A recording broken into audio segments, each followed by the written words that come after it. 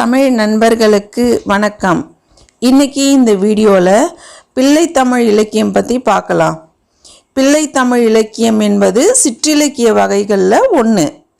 சிற்றிலக்கியங்களுக்கு சமஸ்கிருதத்தில் பிரபந்தம் அப்படின்னு சொல்லுவாங்க. தெய்வங்களையோ அரசர்களையோ அல்லது வள்ளல்களையோ குழந்தையாக உருவகித்து பாடுவது தான் பிள்ளை தமிழ். 3 மாதம் முதல் 21 மாதம் வரை குழந்தையின் பருவத்தை 10 பருவங்களாக பிரித்து இந்த பாடல்கள் இயற்றப்படும்.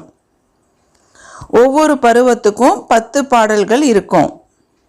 இந்த பிள்ளை தமிழ் நூல் ஆண்பார் பிள்ளை தமிழ், பெண்பார் பிள்ளை தமிழ் அப்படின்னு 2 வகைப்படும். ஆண்பார் பிள்ளை தமிழ் காப்பு, செங்கீரை, தாள், சப்பானி, முத்தம், வருகை, அம்புலி, சிற்றில், சிறுபற, சிறுதேர் 10 பருவங்களை கொண்டது. பெண்பார் பிள்ளை தமிழ் காப்பு, செங்கீரை, தாள், சப்பானி, முத்தம், வருகை, அம்புலி ஆகியவற்றை பொதுவாக கொண்டு 7 ஆண்பால் பிள்ளை தமிழ் இருக்கக்கூடியது தான்.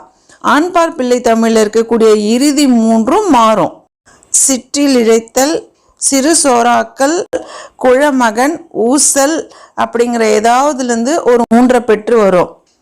ஆயினும் பெரும்பாலும் நீராடல் அல்லது கழங்கு, அம்மானை அப்படிங்கிற பருவமே அதிகமாக இடம்பெறும். இந்த பிள்ளை தமிழ் அமைப்பு முறை பற்றி பார்க்கலாம். பிள்ளை தமிழ் இலக்கியம் குழந்தையின் 3வது மாதம் முதல் தொடங்குகிறது.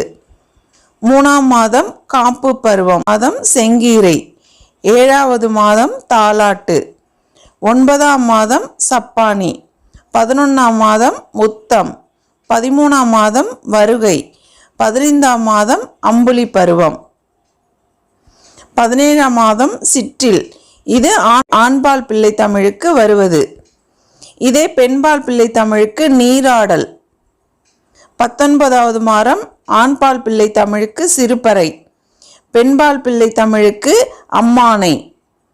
21ஆம் மாதம் சிறுதேர் என்பது ஆண்பால் பிள்ளை தமிழுக்குரியது. ஊசல் என்பது பெண்பால் பிள்ளை தமிழுக்குரியது. பெண்பால் பிள்ளை தமிழ் இவற்றில் முதல் 7 பருவங்களை பொதுவாக கொண்டும் இறுதியில் அமைந்துள்ள 3 பருவங்களுக்கு பதிலாக கழங்கு, அம்மானை, ஊசல் அப்படிங்கிற பருவங்கள் கொண்டு அமைந்திருக்கும். சிற்றில் இழைத்தல், சிறு சோறாக்கல், ஊசல் அப்படிங்கிறதும் பெண்பார் பிள்ளை தமிழுக்குரியது ஆகும். இன்னைக்கு இந்த வீடியோவில் பிள்ளை தமிழ் இலக்கியம் நாம் பார்த்தோம்.